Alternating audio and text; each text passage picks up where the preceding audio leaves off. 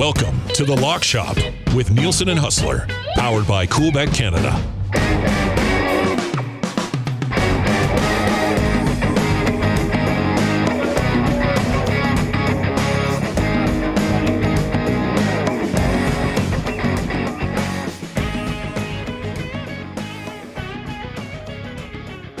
What's going on, Huss? How you doing, buddy? Oh, there we go.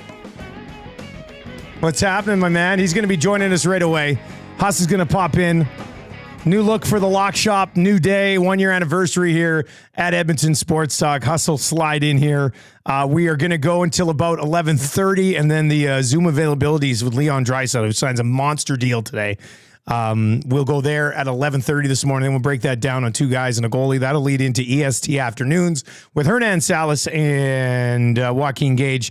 And then the Reed Wilkins show. Reed's been in here since before 10 o'clock grinding, getting this show ready. So he's excited. Reed Wilkins and the glue guy, Jay Milne, will be ready to roll as well. Very much looking forward to that. It's good to be in. Tough to not be on the show this morning, but I did get to walk Marshall and the Muzz to school. We had to use umbrellas today. It was raining a little bit. But all in all, they're off to grade 4 and 2, and now I can really start to grind. You know, now I can really be busy because the summer is over. There's Haas. Haas, what's going on, buddy? How you doing, man? I'm doing well. I would love if this was a 4-day weekend and we came back at it on Wednesday. Let me tell you that the Labor Day Classic in Regina was everything it was cracked up to be, and then some. Honestly, Dustin, we've done this a bunch of times. I don't know. I've probably done maybe 10 or 11 Labor Days. This one was as good as a couple of the first two that I remember being at. I mean, 2011 when the Bombers were 7-1 and the Riders were 1-7 and Saskatchewan won. 2012 or 13 when we lost 52-0 and chanted all we want is a rouge in the fourth quarter. I mean, we had it all. Like, the entire city was rocking. Tons of Bomber fans made the trip. Rider fans are always great hosts. I mean, the partying was amazing. And then the game.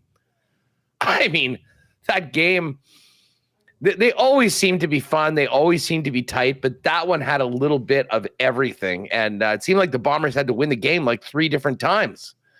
But got it done. And by the way, not to bury the lead, but you're looking at a guy that just went 4-0 against the spread in the Canadian Football League. Huge week. And I don't want Pat and Jake to get too worried, but I am heating up going right into NFL season. No. And that, I am so excited for Thursday. I am so excited for Friday to make our week 1 picks. I thankfully have a couple drafts that waited till the final days. So we got through Labor Day weekend. Had an unbelievable time down in Regina, and lots of love for the Lock Shop too on the bus and amongst other peoples that I left. So I said, well, don't you worry. We're going to still be hammering the Canadian Football League, but it's also NFL week. So if you haven't been checking it to us, I guess sort of a big day in Edmonton today. Bearing the lead of the huge day win yesterday is a transaction involving the local hockey team. Yeah, they basically signed Leon Draisaitl and Connor McDavid today. Like, there's no way Leon Draisaitl signs for 8 years if he thinks his buddy's leaving town next year. Like, I don't see a world where that happens. Things can change. Things can change, but I just don't see it. I think this is huge for Edmonton Sports Talk. I'm not going to lie, buddy.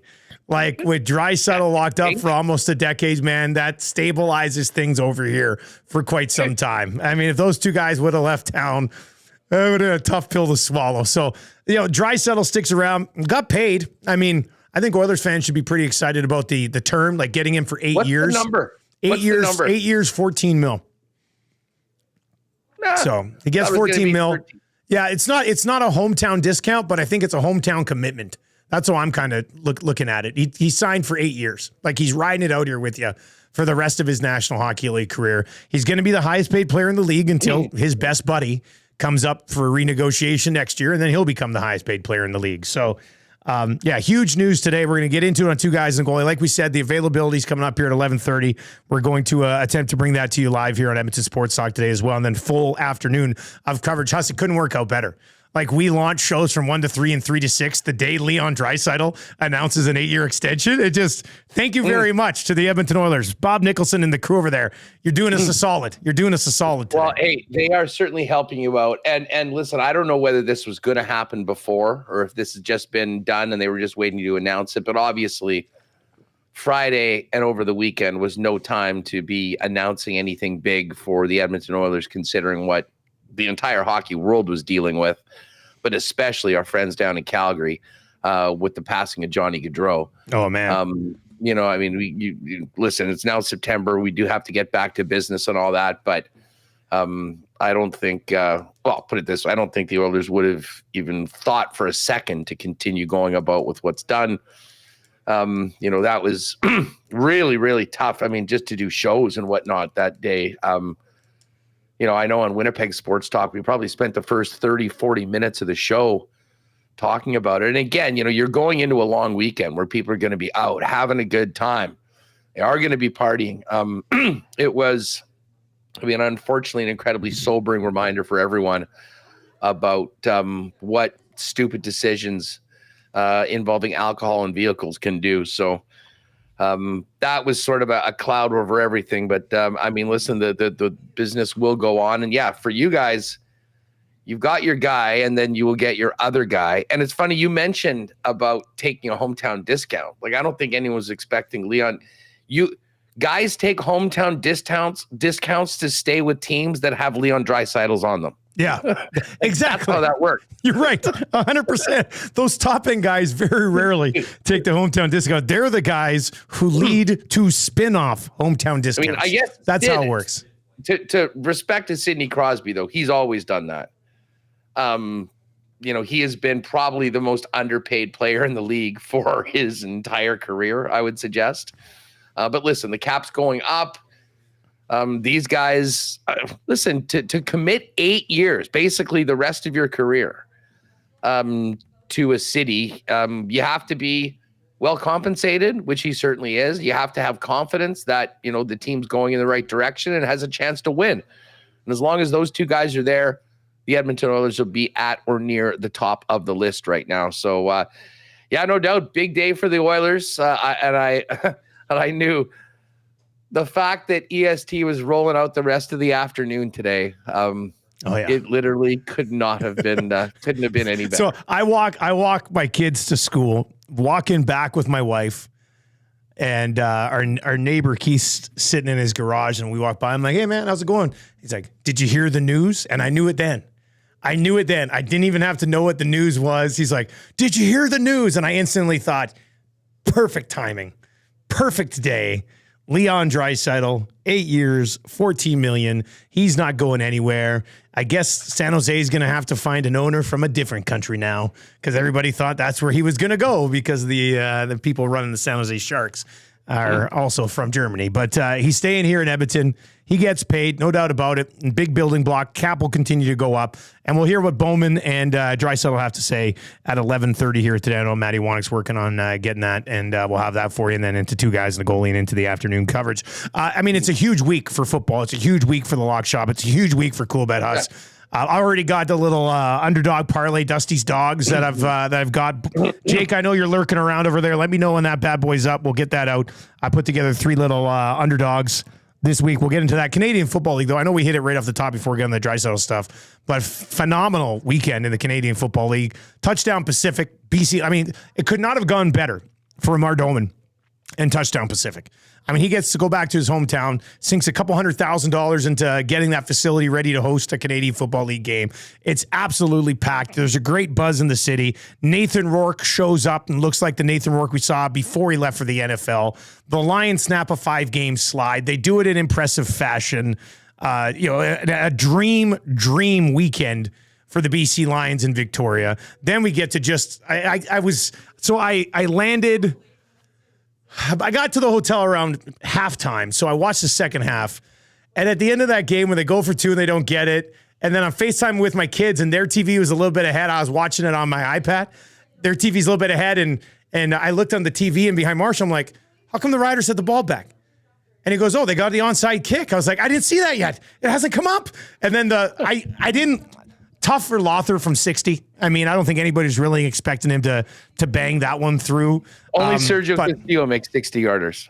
Yeah, well, yeah, regularly. Like, what a stud. Paredes last night knocked home one from 57, his career long. I don't know if kickers are juicing or what, but this has been an incredible year. There were some nukes in the league this year. Leggio hit a 55 or 56-yarder in the Toronto Hamilton game, which was a huge play as Toronto came back into it. And like Sergio's already set the record for most 50-plus yard field goals in a CFL season with 9. I mean, he was 2 for 2 on the weekend from 52 and 56. And yeah, listen, the end was the Bombers. We joked in the stands that the Bombers had to win the game 3 different times. But hey, they got it done. They got it done in the end. And then the Elks, dude.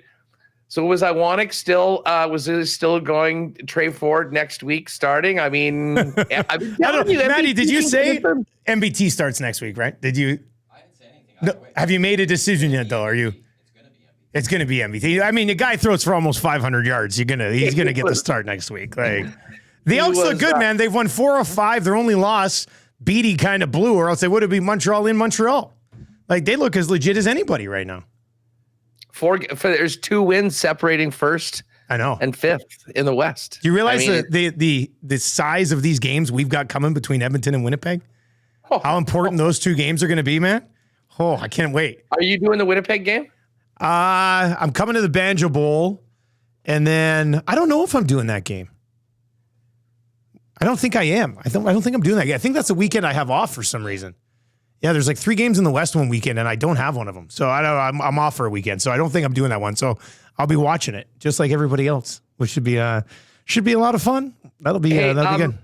Just because I know I don't want to. 2 things. Jake's in the chat. What is up, Jake? With some great news. I'm going to the President's Cup. I'm so fired up to get out there. You see what happened today?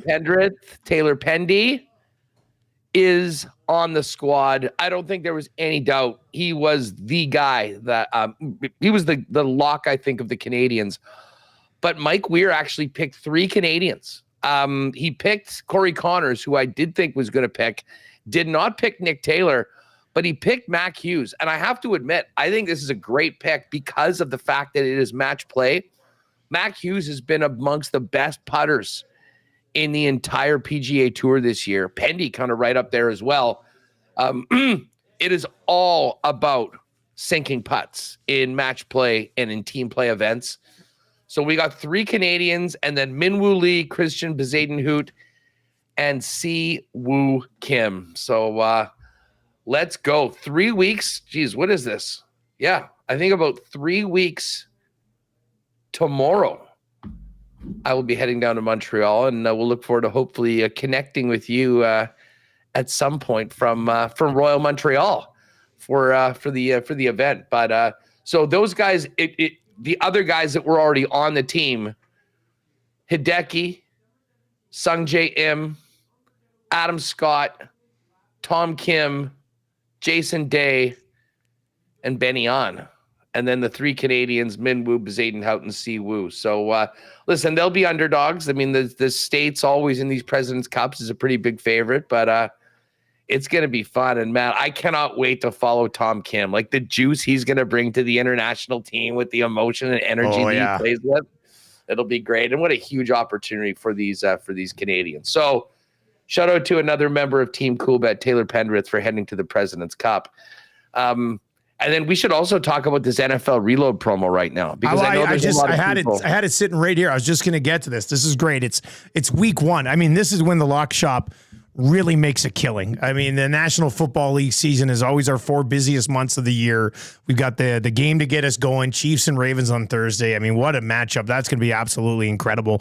I've got a 3-dog parlay that the boys will be posting on the combo cards right away as well. But for everybody who's watching right live or listening or watching archive later on or listening to the podcast, this is terrific. From now until Monday Night Football, Cool Bettors can receive 100% deposit bonus up to $50. So you deposit 50, you get 50 in a bonus for NFL Week 1. Mm-hmm.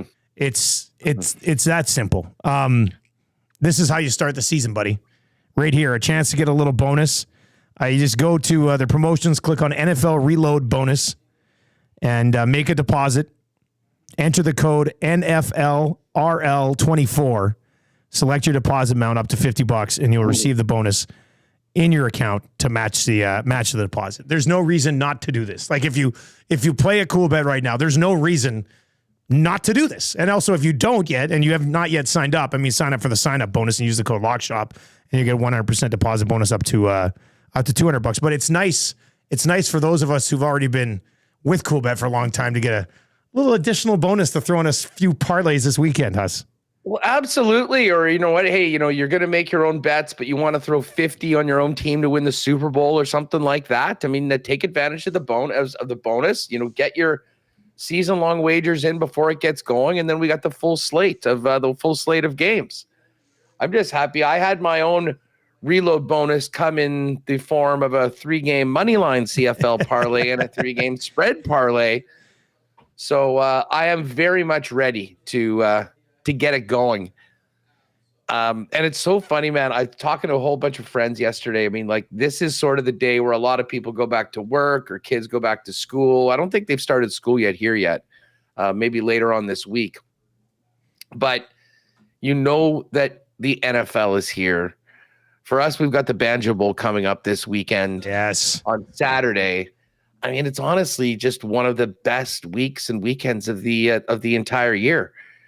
But as I say, but by the way, you mentioned the Thursday game, which obviously I'm fired up for. Chiefs raising another banner, Kansas City, Baltimore.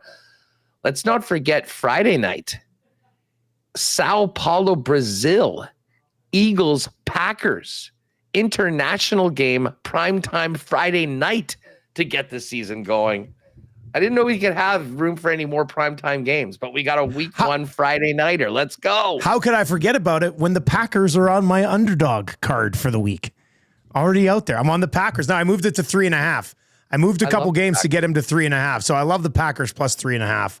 The other two teams that I got this week on this little Dusty's Dogs that you'll be able to find already today. We're going to be hammering out these combo cards all week over on Coolbet. If you're in the DGen Den over on Discord, hit Jacob. The boys will hammer up as many as we can, and we can kind of sprinkle all over the place here. But I got the Green Bay Packers plus 3.5 in that game against Philadelphia down south. I am on the Indianapolis Colts at home plus 3.5 in a big game against the Texans. I can't remember where I saw it. It popped up. But the Texans last year gave up a number of rushing touchdowns to quarterbacks. And Anthony Richardson had 4 rushing touchdowns in the equivalent of 2 full games. So I like Anthony Richardson to score the ball on the ground. That'll be a TD sprinkle I hit along the way. But those divisional games, they're always tight. So I moved the Colts at home to plus 3.5 as well. And then maybe it's just because I'm big on the old Dak CD stack in a couple of leagues from a fantasy perspective, but I moved the Cowboys to plus 3.5 on the road against the Cleveland Browns. So Cowboys plus 3.5, Colts plus 3.5, Packers plus 3.5 will be Dusty's Dogs for week 1. What's that? Can you hear that, Huss? The dogs are barking in week 1, Huss. Oh man, we got a bunch of pit bulls in the yard for this week 1. I know we'll make these picks officially and lock in. I don't mind the Packers plus 125 to win this game. Straight up win it. And this would be one of those games that, can be really, really impactful. It's funny. It's the second game of the season, but don't be surprised if in week 18, we're talking about this game as the difference between one of these teams having home field, one of these teams having a bye in the first round. Because I think we do believe that both of these teams are going to be in the mix to win. Green Bay is plus 750 right now to win the NFC. The Eagles are plus 500. So Green Bay's, I guess, the 4th bet team. San Fran plus 350, Eagles 5-1, Detroit plus 550, Green Bay 750.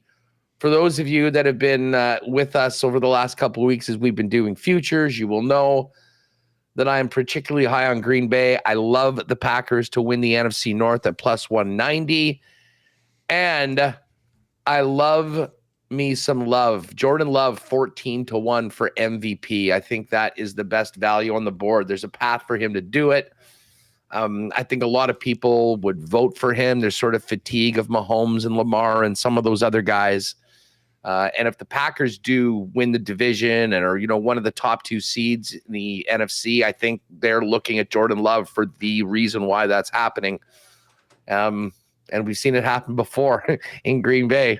Quarterbacks sit for a while, get in, become MVP candidates and MVP winners. So very, very high on the Packers. And I would love to see them stick it to Nick Sirianni in week number 1 in Brazil. Hey, did you hear about my fantasy screw job over the weekend? I saw your tweet. Outrageous. Thank you. Preposterous. So you're just so I'm catching this right. You were flying during the draft. You hoped you'd be able to be on, but you ordered all your players in the queue. Yes. So let me bring everybody to speed here, because so I knew I was going to be flying. The flight was a little bit delayed.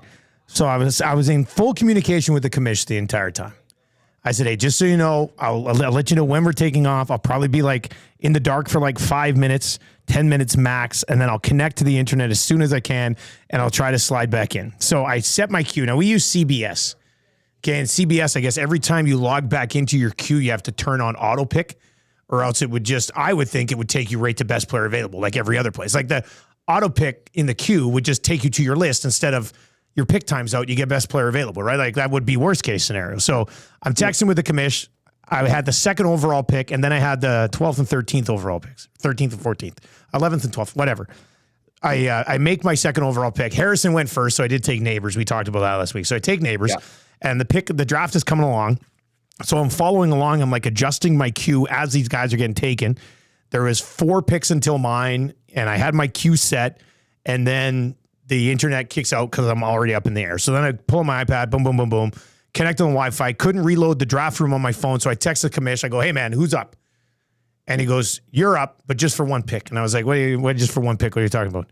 He goes, well, you lost your last pick. We voted against giving you BPA, and we're just taking the pick away. And I was like, what are you talking about? He goes, you better hurry up and make this pick. You're going to lose both. I was like, give me T. Higgins and give me Aaron Jones. He's like, we'll give you T. Higgins. And then actually Maddie got Aaron Jones with the very next pick. So I was just like, that's how you, yes, I know. Don't you smile at me right now, Maddie. So yeah, I texted another guy who's at the draft. I said, is the commish effing joking right now? Like, how do you take, it's just give me the best player available, just like on any other draft when the time would expire on a guy.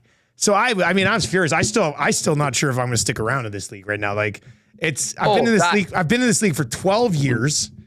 And I just don't know why you wouldn't just give me BPA. And it's not like I bailed on the draft and was just like, screw it, guys. I was on a plane and I texted him. I'm like, taking off now, just in the air. We'll be connecting shortly. And then I still got hosed on a pick. So, yeah, I don't know. I think it's ridiculous.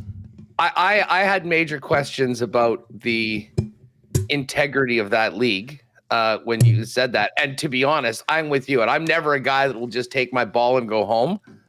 But that is the most over-the-top commissioner decision I think I've maybe heard. I've never heard. So wait a second. So you just didn't get a pick, and then you got the last pick in the draft? Yeah. I got to pick somebody up first off waivers after instead of having the 11th overall pick that I rebuilt for last year, just taken away. I was like, why didn't you just give me BPA?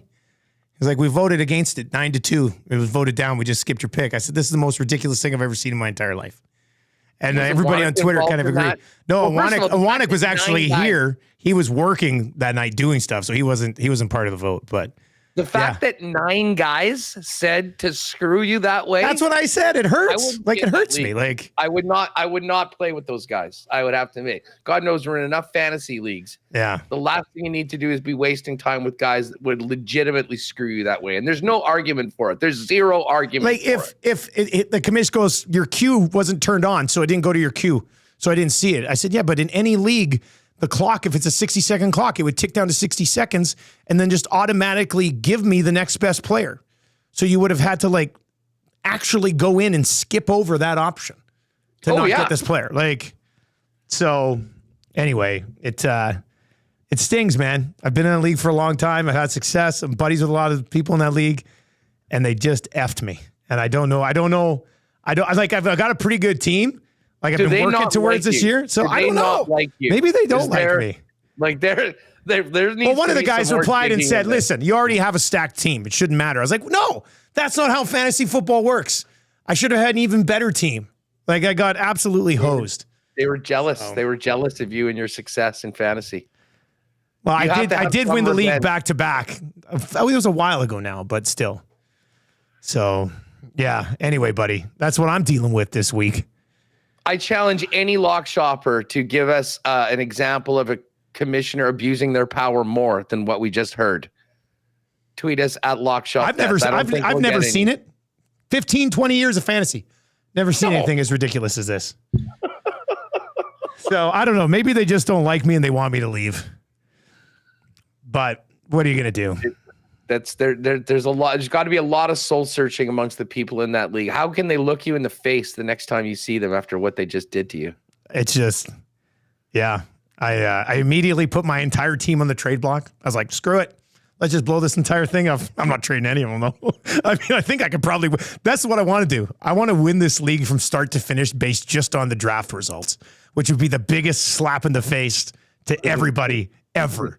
So we'll see how it plays out. I have a nice team, but I should have had a better team. The one spot where I'm a little bit weak is the pick I was planning on using on Aaron Jones at the time. So, yeah, absolute BS.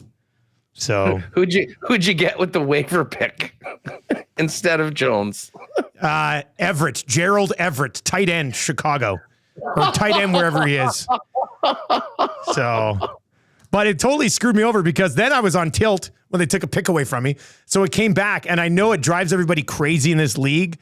The guys who draft like a lot of young quarterbacks because they all think they can just wait and get them later. So I like with them, my 19th overall pick, I was like, screw it, Jaden Daniels. I already have Anthony Richardson and CJ Stroud. I was just like, whatever. I'll just put two of them on the bench all year. I don't even care at this point. Should have gone back to back Daniels and Caleb Williams. I should have. So yeah, we'll see how it goes. But that's the latest over there in the fantasy world. We are waiting for this Draisaitl availability to start. We're going to go to that here at some point. Just 2 games up on the CFL schedule already, Huss. What do you think the line's going to be in the Banjo Bowl? I guess we got to wait and see what's up with Zach, right? Yeah, I expect Zach Caleros is going to play. And let's see the crowd. I think it'll probably be like 3.5 Bombers. I think it'll be very similar to last week where the Bombers are, sort of about a 0.5 point favorite. If it was a neutral field, they'll get the full 3 points for Princess Auto Stadium crowd. Maybe it'll be 4. It'll be 3.5 or 4, I would expect. They'll be at the slightest of favorites. Was there any sort of update on Zach? I was busy yesterday with the other game. So has there been any? Oh, they haven't said anything, but Mike O'Shea said he should be fine. They said it was somewhat precautionary. All right, then. And then Wade Miller was on the rampage for I saw that. the commission, whatnot, pumping it. This is one of the best CFL seasons we've seen in a long time, buddy. Like, I absolutely 2 years love in a row in the season. Banjo Bowl that a cheap shot's taken out the Bomber quarterback. I get why he's pissed off. I mean, you know what? There's always a lot of lobbying when it goes to it. We'll see. I doubt that, there'll be any suspension or anything like that.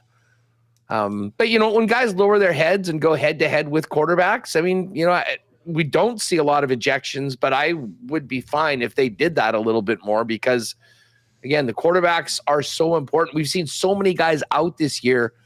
The CFL, this is a perfect example. When the QBs are in, the starting QBs are here, it is an incredibly dynamic league. And there were 5 300-plus passing performances on the weekend. So I don't think many people will have issues with trying to protect the quarterbacks more. How they can do that, I mean, I guess we'll see. I mean, it was flagged on the play. They didn't eject them. The CFL can do what they want if that is the case. But otherwise, we'll expect that it'll be all hands on deck for the rematch between these two clubs. So BC's in Montreal. That'll be an interesting game. Listen, Nathan Rourke was, when I was doing the picks with Iwanek, It was about, this is a high pressure game on Nathan Rourke, and I think he was going to come through. He came through big time, but now they got to fly all the way across the country and play the class of the league. So Montreal's a 3-point favorite in that one. All right, my dogs combo card, Dusty's dogs for week 1. That's going to be up Packers plus 3.5, Colts plus 3.5, Cowboys plus 3.5. Draisaitl and Bowman are speaking right now, so we're gonna go to that. We'll be back tomorrow, continuing to dive into week 1 in the National Football League. Watch for some more parlays popping up on Coolbet socials as well, and go get that bonus right now. For you already have an account, go click on the promotions. You'll find it. You deposit 50, you get 50. That'll be up until Monday Night Football as well. Hustle, we'll talk to you tomorrow, buddy. We certainly will. Tomorrow will be last call for futures for the NFL season, because come Thursday, it is game day, Chiefs Ravens, to get things going. Have a good one, and enjoy the Draisaitl presser, ESTers. Let's do it. Leon Draisaitl, Stan Bowman on a Zoom call right now.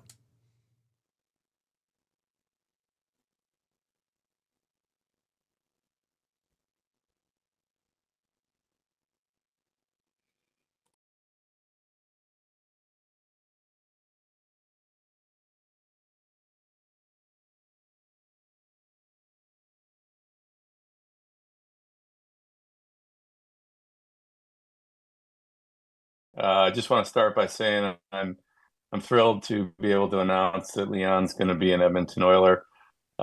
This was my top priority since I took over a month or so ago, and it's great times for everybody in Edmonton and all the Oilers fans around the world. I've had the pleasure of watching Leon as a fan the last couple of years, and he sure is great to watch, all the special things he does on the ice, and he's a competitive guy. He wants to win, and he wants to win for the Edmonton Oilers, which is the way I feel as well. So with that, I'll turn it over to Leon.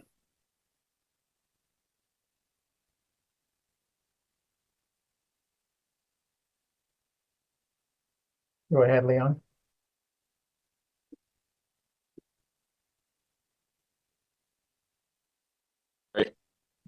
I think we're good now. Sorry. Yeah, first of all, thanks everyone for joining today. First of all, I'd like to thank the Cates family, Daryl, Renee, Harrison, Chloe, the kids, for believing in me and, committing to me and committing to my family for a long time. And, I take great pride in being an Oiler, and, always obviously wear my heart on my sleeve. But, I love nothing more but wearing that jersey and representing our city and our great fans. So I'm really, really happy and excited to, hopefully be an Oiler for life. Thank you, Leon. With that, we'll take our first question. We'll go to Jason Greger. Go ahead, Jason. This one's for Leon. Leon, congratulations. I'm not going to say a negotiation like this is ever easy, but did you always want to stay in Edmonton, from Connor, the team, and just can you maybe comment on, signing in the actual city itself? Yeah, I mean, of course, there's a lot of chatter in these conversations and in these negotiations. I think we all know that, but as far as I'm concerned, it's always very respectful and there's no real big hiccups as far as I know, and just what we've built over the last couple of years and how at home I feel in Edmonton. I don't know anything other than Edmonton, and I feel super proud and excited to wear that jersey every single day. And like I said earlier, I take great pride in playing for our city, for our fans. And yeah, I think we're building something really special. And that's just something that, I want to continue to be a part of and hopefully, get it one step further. One last one for you, and I guess, Stan, you mentioned this is your biggest priority. When you look at Leon's contract and obviously Connor and Darnell Nurse, and then you have Evan Bouchard, some people wonder if you can have 4 guys at that combined cap hit, but Florida just did, and Tampa Bay's done it. Do you feel it's you can have both of, high-end guys and the depth to win? Well, I think the simple answer to that question is yes. The more important part of it is, players like Leon are special. Like, it's just there's not many people in the world that can play hockey like he does, and there's no way we could ever replace what Leon brings to the table. So he's a huge part of our team. He has been, and he will continue to be. And for me, it was never a question. Certainly, there's going to be challenges in the future, but that's for us to figure out down the road. I think right now, the most important thing was to make sure, number one, that he wanted to be in Edmonton, and I think that's something we should all focus on as well.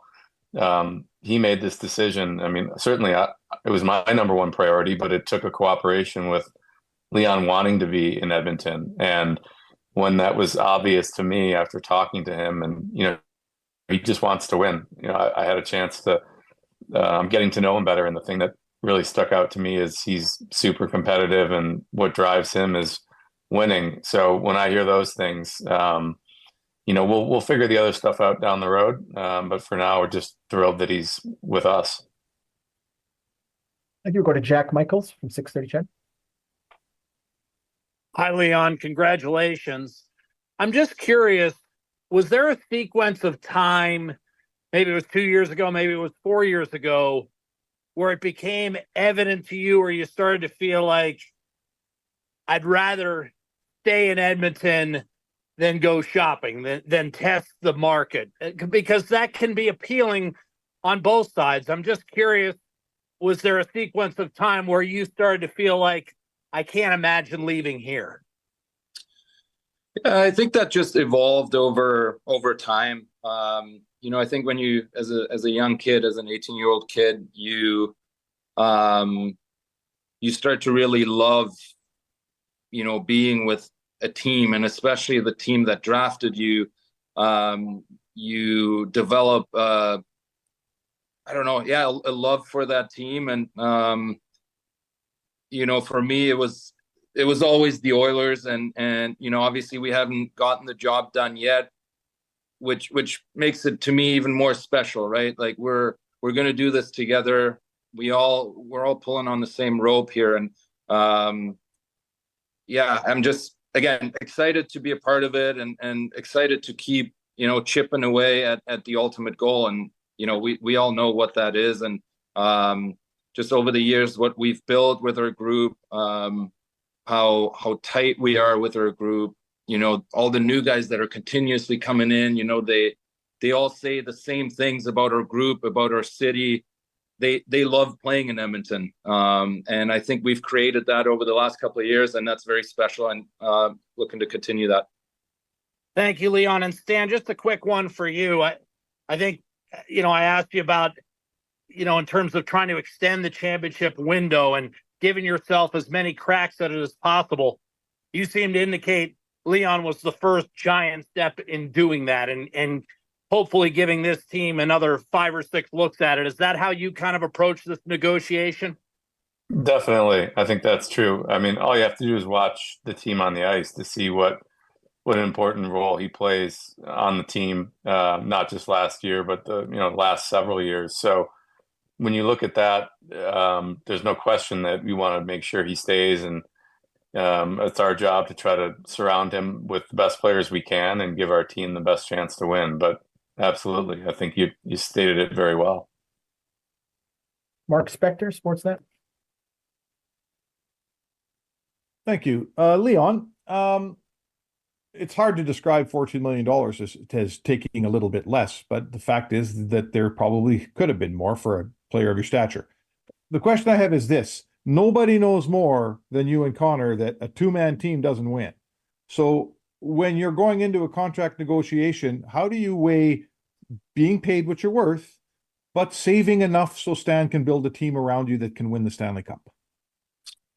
Yeah, it's a fine line, and I think that's where negotiations normally probably get to a standstill, right? And it doesn't go any further. But I think both sides, like I said early on, were very respectful, and way this was negotiated and the wants and needs for both sides. And I think you're bang on. We know how you can't win with 2, 3, 4-man rosters. That's just not it's just not possible in this league. This league's too good. So I'm very happy it's done. It's over with. I can focus on playing my game and continuing to get better and play my best hockey, especially when it matters most. You said to me in January that at the end of the day, you and Connor will do what's best for each of you. But you also said you'd be having discussions with Connor before you made this deal. How much can you let us in on, you and Connor, and he's got to sign next year, and your conversations about you signing long term, and how much of a duo are you guys in this thing? Yeah, I mean that's still the case. Like, Connor's going to do what's best for him, right? Like that's just the way this works, and it's supposed to work that way. I did what I thought was best for me personally. Do I hope that Connor follows along? I'd be lying that no, but of course I want him to stay on board, and I want all our pieces to stay on board. But at the end of the day, I did what's best for me. Obviously, having talked to him, we've had numerous conversations about it. But yeah, obviously I'd be lying if I said I wouldn't want him to stick around for a long time as well. Thank you. We'll go to Ryan Shog from TSN. Hey, Leon, congrats on the deal. Can you maybe just describe the two elements to this, wanting to win a Stanley Cup and be with an organization that you think, has the strength and the personnel to do that, and that being important, but also the other side, which is, you guys have kind of come up together, a core group, and, you're starting families and at weddings, and it seems like you built something on the personal side here too, and how much each of those factor in when you make this decision. Yeah, a lot. I mean, we've created friendships over the last couple of years. Our wives, fiancés, girlfriends have created friendships, forever lasting friendships over the last couple of years. And that's really, really special. Our main priority is to win, of course. That's, you can ask Connor, Darnell, Nuge, Heimo, everyone, all the guys. We all want to win. But I think what we've created off the ice is almost just as important, right? People want to come here, and when they do come, it's hard for them to leave now. And I think we've created that over the last couple of years, and that's something that we're really, really proud of. But the main priority is to win a Stanley Cup. But certainly have made some lifelong friends along the way. I imagine you took some time to process everything, but as you guys have gotten together this summer and been together as a group, you sort of processed how close you were and what the steps are to get you over the hump. What were those conversations like when you guys sort of regrouped together? Yeah, I mean, it took some time. That was a pretty gut-wrenching feeling for a little bit. Obviously, there's a sense of being proud of what we did, but at the end of the day, nobody talked about the Edmonton Oilers, right? And our goal and what we all want is the last day of the season for everyone to talk about us. And we took some really big steps this season. I think we added some really, really good pieces this summer. Of course, unfortunately, lost some really good players, but that's part of the business. And I really like the way our team looks right now, and I'm excited to get going. Bob Stauffer, 630 Ched. Stan, you negotiated Taves and Kane at a time in which maybe Cap was chasing the revenue. Was this negotiation a little bit different? Because in a way, you can make an argument right now, maybe the revenue's chasing the Cap a little. And did that get factored in terms of, the price point you eventually were able to settle with Mike Liut and Andy Scott? Yeah, I think I'll touch on something Leon mentioned earlier, which is, it was great dealing with Mike and Andy. I thought, it was very respectful negotiations. And, as any negotiation, there's always some challenges that you have to navigate together. But I thought it was a great process, and I enjoyed working with them. You're right, Bob. I think the financial landscape of the league is a little different than it's been. In a positive way, as far as the revenues have been tremendous the last few years. And, coming out of the pandemic, there was the situation of, paying back the players, paying back the owners for those first years of the pandemic. We're beyond that now, and the revenue projections from the league look very healthy. And I think that bodes well for where the salary cap is headed. There's always some uncertainty with that, but I think different than, say, 5 or 10 years ago when the cap was going up each year, but maybe it was going up potentially artificially a little bit. I think now there's more certainty that it is going up based on the revenues. So I think that's a great sign for the league in general. And as the revenue goes up, the players' share of that goes up, and the top players get compensated the way they should. They make a difference, and they're the ones that are the special players, so they deserve it. Thank you, Bob. We'll go to Daniel Nugent-Bowman of The Athletic. Thanks, Jamie. I have a question for each person. I'll start with Leon. Leon, congratulations on the deal. There's a few stars around the league that recently have kind of signed kind of that mid-range deal, 4, 5, 6 years. I wonder how much of a consideration that was for you, because it would have allowed you to maybe sign another big contract in your mid-30s. Yeah, I mean, early on when you start talking to your agents, you go through every scenario. But for me, again, I think this goes back to just the commitment from my side to the city and our team. I have a hard time picturing myself in a different jersey, and I know things change. I'm aware of that, and I understand the business side very well. But for me, I wanted to be an Oiler for life, hopefully, and for as long as I can. And I thought the option of an 8-year deal fit the best for me. Great. And for Stan, I just wanted to follow up there on that previous question about the Taves and Kane contracts. Understanding that the landscape is a little bit different now, was there anything that you learned about putting a team together with having, some guys that have higher end salaries at the top of your budget in terms of, filling out the rest of your lineup? Well, certainly, the math is what it is. So you have to have low price players coming into your team, each year, whether that's through a young player who's moving out of the junior ranks or American League and getting in the NHL, or if you can find players on like I guess the Oilers did this year, finding some experienced players taking less money, shorter term deals. I think having the ability to bring in players that are going to help support not only on the ice with what they can do, but also with their salary cap structure. So, I think drafting, developing, finding players, young players that can contribute, I think that's something that's going to be important to us as we move forward. And that's going to be a focus for our group in the front office over the coming years, is to make sure that we do a good job not only drafting and developing players, but getting players ready to move into the NHL lineup that are not, at top salaries. We'll take a few more here. Stephen Wino from Associated Press. Thanks, Jamie. I also have one for each. Leon, obviously, now that you have the contract negotiation out of the way and you've been to Game 7 of a Cup final, what is it like kind of knowing how close you guys were and what it takes to get to that point and potentially finish the job?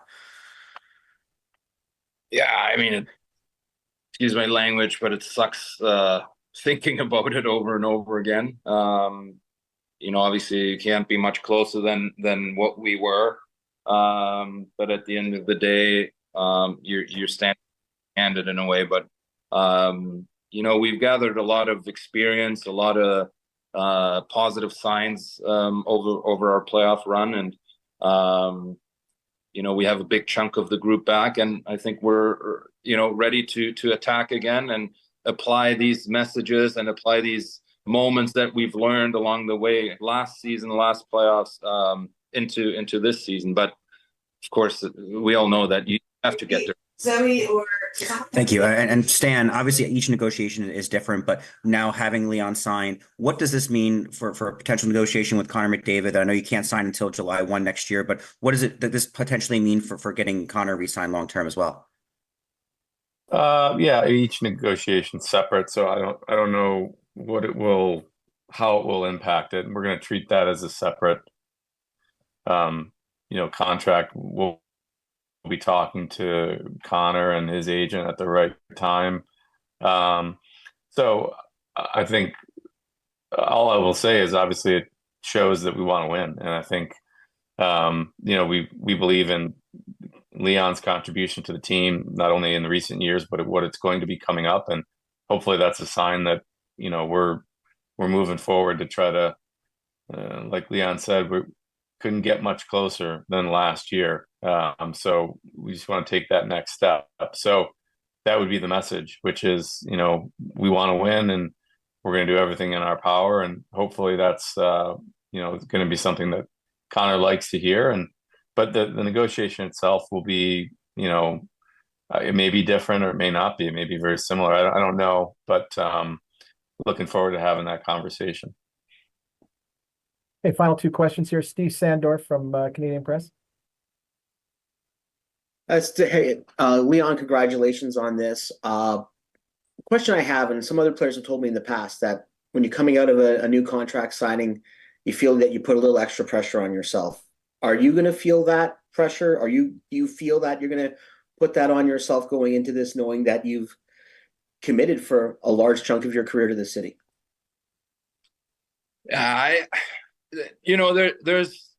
There's pressure, of course. I don't know about the word pressure. I think it's responsibility more so than pressure, maybe. I'm aware of my responsibility. I'm aware of the commitment that Daryl and the Cates family and the entire Oilers organization has given me. It's my time now to give that back in a way, right? And I'm aware of my responsibility. Is it pressure in certain moments? There is pressure, but I'm going to get paid a lot of money to be able to handle those moments. All right, thanks. Last question, Adam Proto from the Hockey News.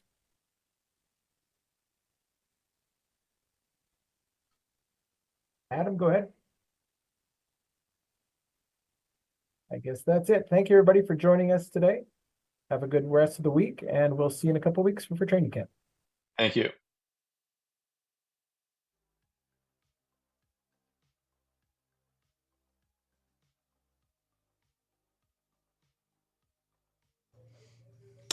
All right, there you go. That is Leon Draisaitl, Stan Bowman. Thoughts on it? 780-218-9999, 780-218-9999. I think Connor McDavid's going to get a contract too. At some point, you have to think that's going to happen. Your reaction, if you're listening on TuneIn or iHeart or EdmontonSportsTalk.com, 780-218-9999, 780-218-9999. Shout out to the others for keeping it perfect. Worked out well. We can wrap up Lock Shop and get right into Two Guys and Goalie presented by GS Construction. As I said earlier on the Lock Shop today, I do got Dusty's Dogs parlay locked and loaded, ready to go. You'll be able to find that over on the combo cards at coolbet.com. So ride with me on that one. I know a bunch of you have already signed up for that $50 bonus as well. If you just go to coolbet.com, you'll see it over on the right side. Celebrate NFL kickoff. Claim your 100% deposit bonus up to $50. Get yourself a bonus 50 for the weekend. It's going to be two guys and a goalie, myself, Gager, and Cass locked and loaded. And we'll have full reaction to Leon Draisaitl staying with the Edmonton Oilers for the rest of his life. That's coming up. Thanks for tuning into Lock Shop today. Stick around. Two Guys and the Goalie on the way in just a matter of moments.